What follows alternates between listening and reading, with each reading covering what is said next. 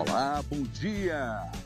Eu quero aproveitar e dar esse bom dia especial para você que está na cidade, no interior, no campo e, por que não, na fazenda. Eu quero que você preste atenção o que a nossa equipe preparou para você para essa bela manhã de domingo. Tá na hora, hein? Vamos ver. Veja o que aconteceu no concurso nacional de melhor cacau do Brasil. O jambu é uma das hortaliças mais consumidas aqui no Pará. No primeiro semestre, exportações de peixe equivale a quase todo o ano passado.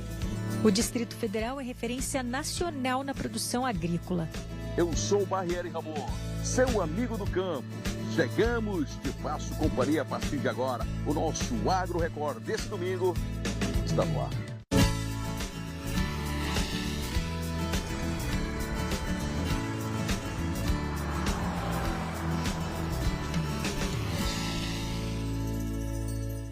A gente começa o programa de hoje falando de jambu.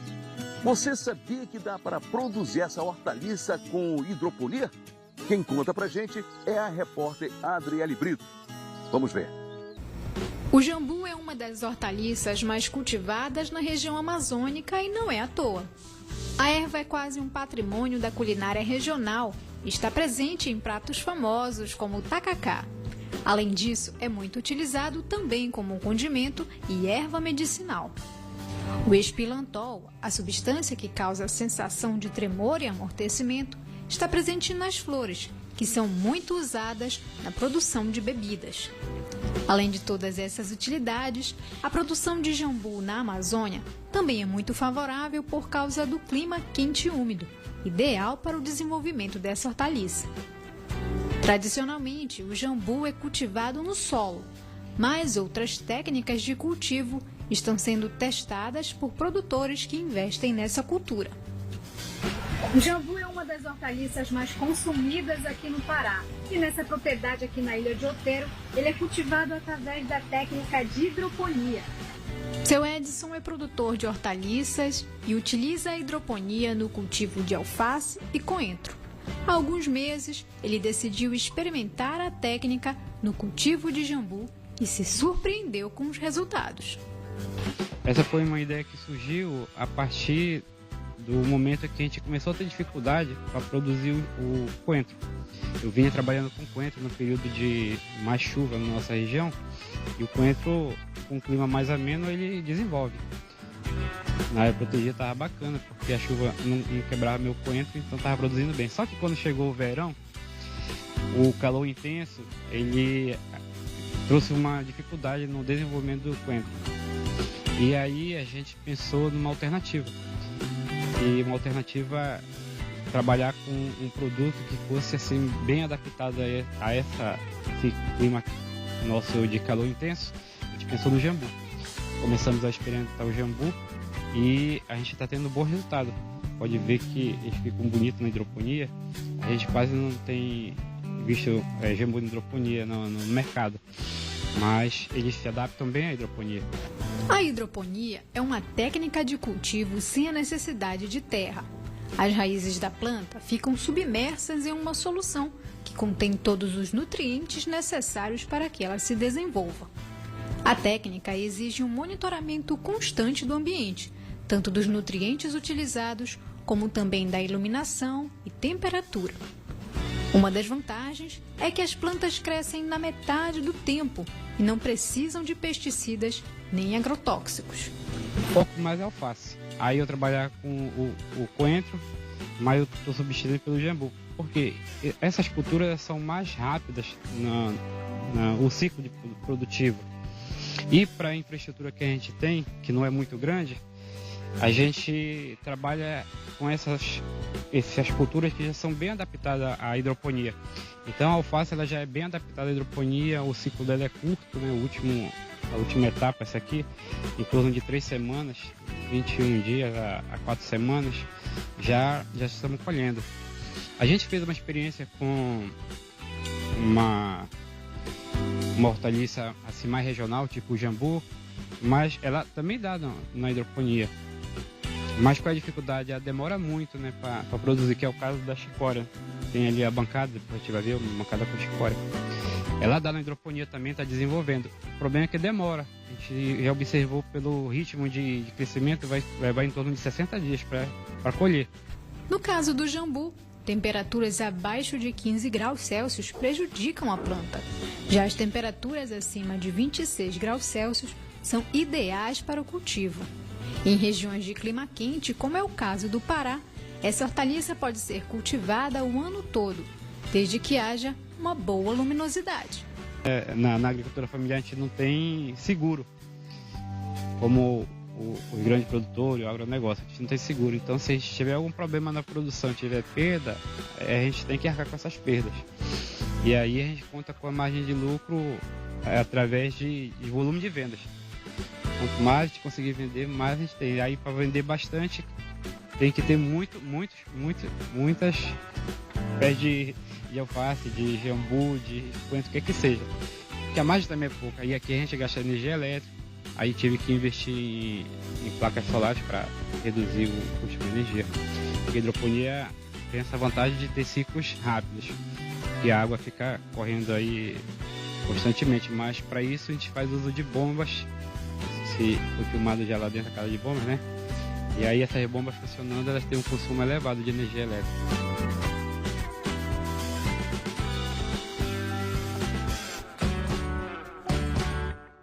Assunto muito interessante, né? Mas vamos falar de piscicultura, que teve um crescimento imenso no Brasil. Quem conta pra gente é Carla Moura. E o Agro Record te mostra a partir de agora. Cru, assado, grelhado, ensopado ou cozido. Essas são as formas de consumo para os amantes dos alimentos saudáveis.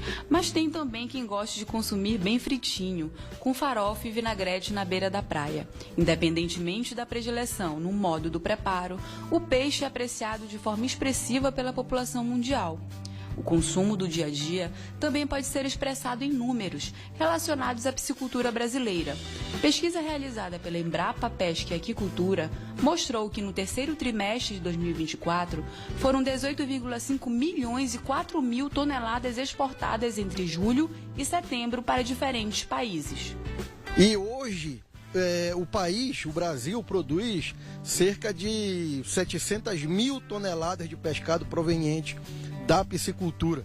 É algo que não é significativo em relação ao total mundial, mas nós temos um potencial muito grande para o desenvolvimento dessa atividade, do ponto de vista climático, do ponto de vista de disponibilidade hídrica, de espécies com potencial zootécnico e mercadológico, para que a gente venha a ser, no futuro, um grande produtor de pescado em nível de continente e em nível de mundo. O engenheiro de pesca explicou ainda que o país tem outro facilitador para o desenvolvimento promissor da piscicultura. O Brasil é o maior produtor de grãos do mundo e esses grãos são a base para a fabricação das rações para peixes. Nesse caso, o milho e a soja são os ingredientes com maior participação. E o Brasil, na condição de grande produtor e exportador de grãos, também possui essa característica como algo interessante para o desenvolvimento da atividade. E nesse contexto de crescimento, a tilápia foi o peixe mais exportado. Para você ter uma ideia, mais de 90% da exportação foi dessa espécie, sendo os Estados Unidos o principal destino das exportações brasileiras de piscicultura. Outro peixe de água doce que também teve destaque foi o tambaqui. Essas são as duas principais espécies hoje do cenário da piscicultura nacional. A tilápia representa cerca de 60% da produção e os peixes redondos, que compreendem o tambaqui, a pirapitinga e os híbridos, em especial o tambacu e a tambatinga, representam cerca de 30% do total nacional. O engenheiro de pesca avaliou a produção no segmento da piscicultura no estado do Pará. O estado do Pará ainda não é um destaque no âmbito da piscicultura nacional. Tá longe disso, né? Dessas cerca de 700 mil toneladas que eu coloquei para você anteriormente, o estado hoje responde por cerca de 16 mil toneladas. Contudo, a gente tem absolutamente todas as condições favoráveis para que esse cenário seja alterado no futuro. Além da questão climática, além da questão da disponibilidade hídrica, das espécies, a gente tem um mercado muito interessante no estado do Pará.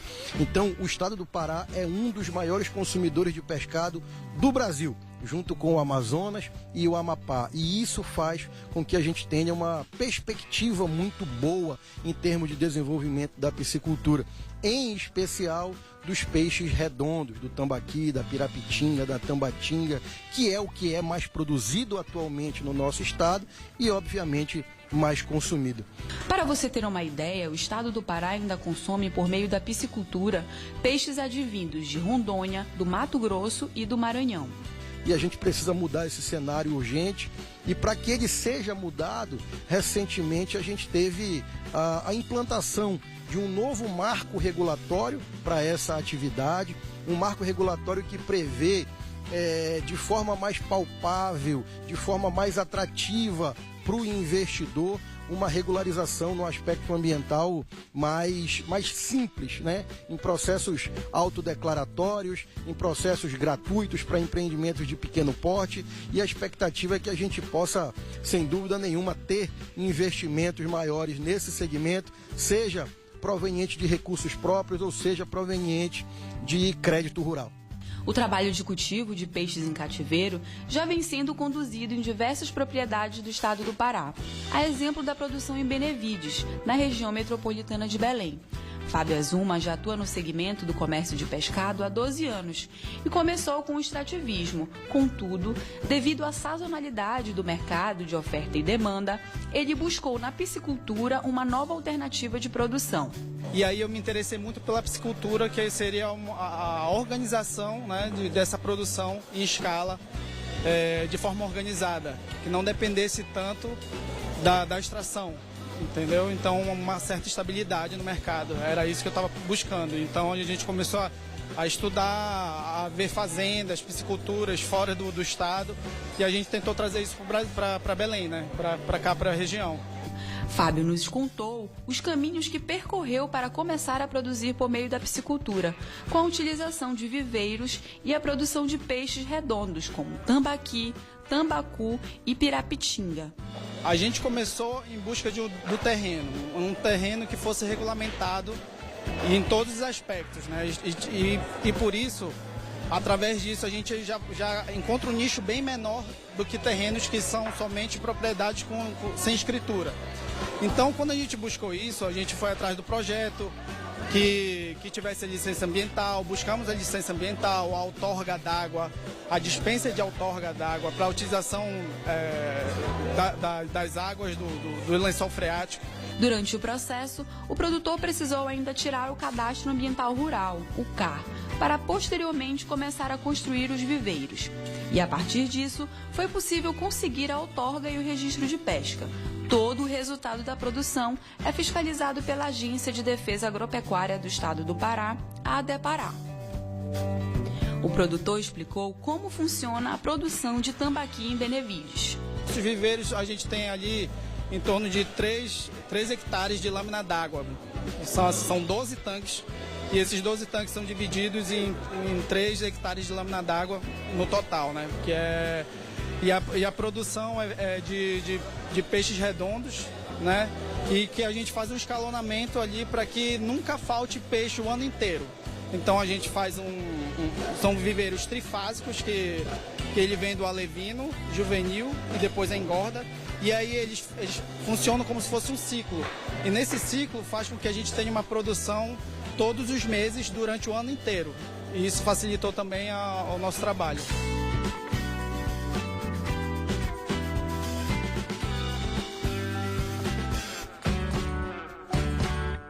Olha, o peixe para mim é um dos melhores alimentos. Eu gosto de peixe assado, caldeirada, frito. Eu adoro de verdade. Eu tenho certeza que você também. Agora vamos para um intervalo comercial. E na volta tem os detalhes do concurso nacional de cacau. Por favor, não sai daí. É o tempo que você toma uma água, um cafezinho. Nosso Agro Record. Volta já.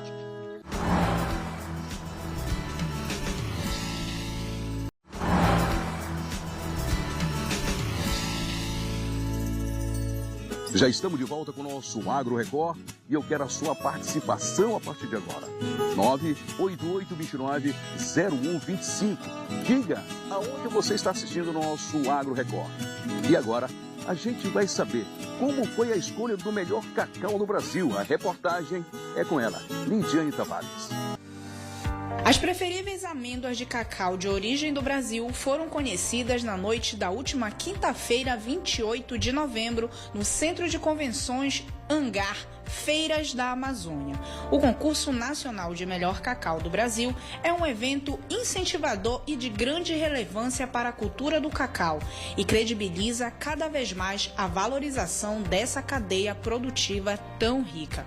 O evento trouxe produtores de cacau de todo o Brasil. O Concurso Nacional de Melhor Cacau do Brasil é um grande evento incentivador para produtores de cacau no Pará e no Brasil.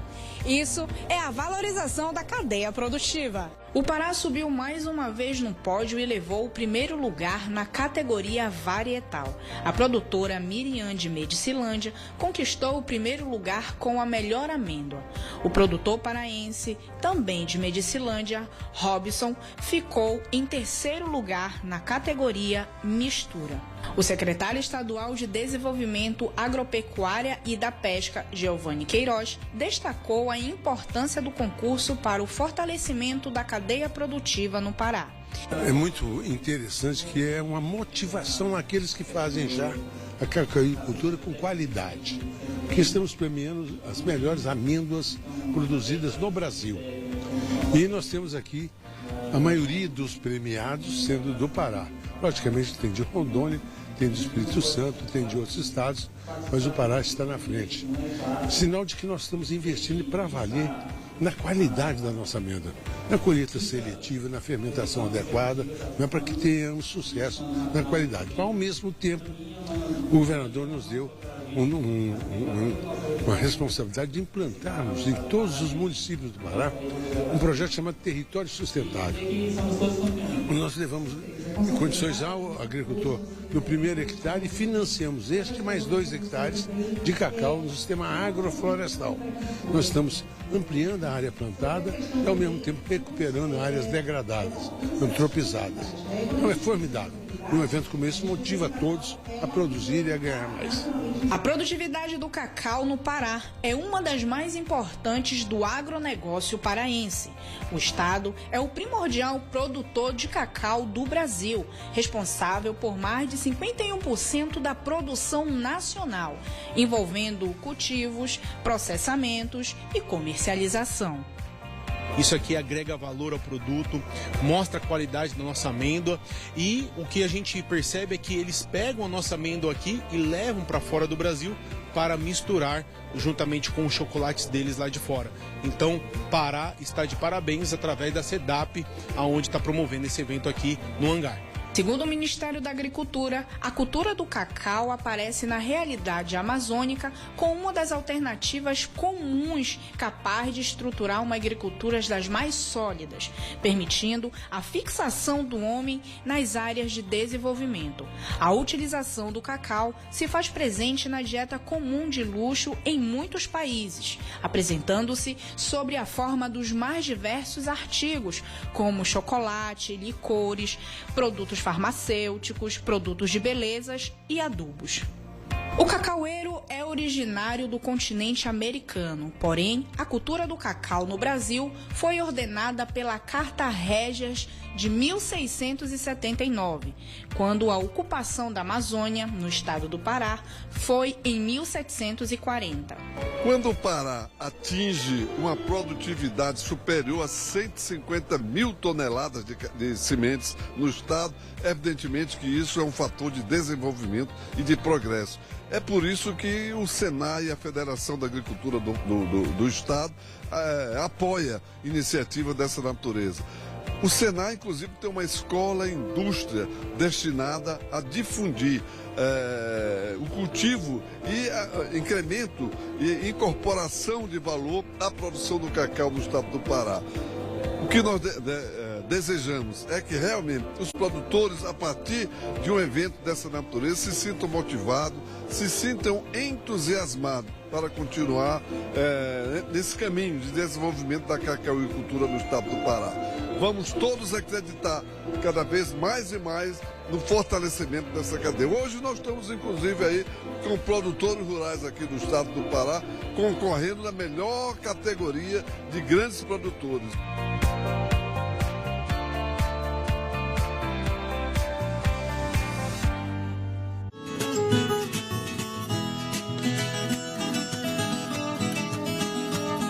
Chegou a hora do agro pelo Brasil. Vamos saber mais sobre a produção agrícola do Distrito Federal, na reportagem de Cristine Otaviano. Vamos ver.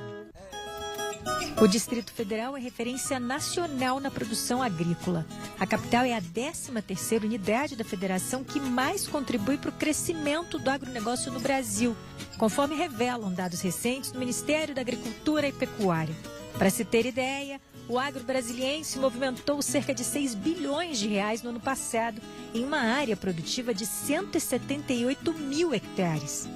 O Distrito Federal, até por ser ter uma cidade grande, né, um eixo muito grande, que é aqui Brasília, Goiânia, né, o segundo maior eixo de população e de crescimento do país, é um chamado município em que tem uma produção muito significativa, não só de hortaliças e frutas, mas principalmente de grãos também e avicultura industrial.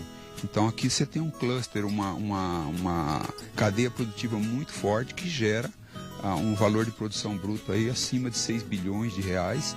E isso é muito impactante, muito importante e nos coloca no topo a nível de país se comparar aos municípios brasileiros. Com números tão expressivos, as culturas no cinturão verde do DF são variadas. Os grãos são importantes nos números, em especial o feijão, que ultrapassou a marca de 39 mil toneladas produzidas em 2023, de acordo com a Companhia Nacional de Abastecimento, a CODAB. A previsão é que haja um aumento de 2,3% na safra de feijão em todo o país, incluindo o DF. A produção de alimentos gera emprego e renda para a cidade. Feijão, evidentemente, é um produto de primeira necessidade da população, né? Um alimento fantástico, junto com o arroz, compõe aí a cesta básica do brasileiro, né? A base do prato da alimentação do brasileiro. Então, é uma cultura fantástica e ter oferta para o país, para o consumidor, ter acesso a um feijão de boa qualidade, saboroso, num preço justo, que remunera toda a cadeia, que ele dê conta de pagar, que é um valor justo, é muito importante para o país. O feijão é um dos plantios que mais se destaca no DF por algumas razões. Uma delas é o período entre o plantio e a colheita. Enquanto a fase de cultivo do feijão pode variar de 60 a 90 dias, a do milho e da soja podem chegar a um prazo de 150 dias. O César cresceu no campo. Hoje, ele, o irmão e o pai veem o fruto do esforço de uma vida. A vida do agricultor é cheia de altos e baixos. É preciso estratégia para vencer. Plantar feijão ajuda neste sentido. A escolha para o feijão é questão da safrinha, né? A gente tem uma safrinha antecipada, rotação de cultura, que daí a gente trabalha com feijão e soja na área de primeiro plantio, que é o plantio verão, né? Então, o feijão me ajuda nessa rotação de cultura, que daí eu tiro o feijão entre com milho e safrinha. E aí a soja, posteriormente, também colho a soja e faço milho e safrinha. O feijão é importante no DF, na nossa produção, dentro do que entra de riqueza pra gente? Ah, sim, é muito importante, até mesmo questão comercial, né? Que em Brasília tem empresas que pacotam feijão. Então, assim, pelo DF ter a sua produção aqui dentro, acaba se tornando um produto mais acessível e mais em conta, porque o que encarece muito o produto hoje é o frete, né? Então, por estar próximo, né? Isso aí ajuda na questão do valor final, né? Na mesa do consumidor, né? Quando o campo vai bem, os efeitos refletem por completo na cidade. Seja no orçamento doméstico das famílias, já que os alimentos ficam com preços mais acessíveis, seja na geração de riqueza da cidade. A agricultura representa perto de 30% do PIB hoje no Brasil. E é um negócio, como a gente está vendo aqui, ó, céu aberto, né? Na época do plantio a gente precisa de chuva e sol, na época da colheita precisa de ter sol e também precisa de ter chuva para a próxima cultura. Então, assim, é vários fatores, né? Então é um negócio a céu aberto, né? De fato, a gente depende totalmente do clima, né? Não é um negócio que acontece no campo e é longe de todo mundo. Isso aqui reflete em tudo que acontece na cidade. Reflete em tudo que acontece na cidade. Hoje, assim, se o campo, hoje a agricultura não for bem, o reflexo é muito forte na cidade, né? No bolso de todo mundo. E no bolso de todo mundo, exatamente. Diretamente, exatamente.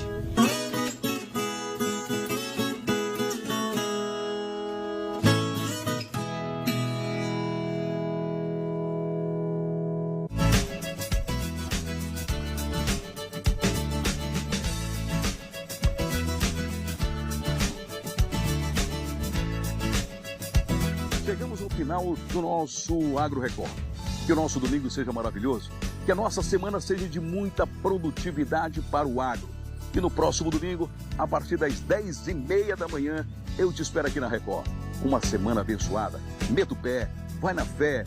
Já sabem, domingo, 10h30 da manhã, eu te espero aqui na Record. Boa semana.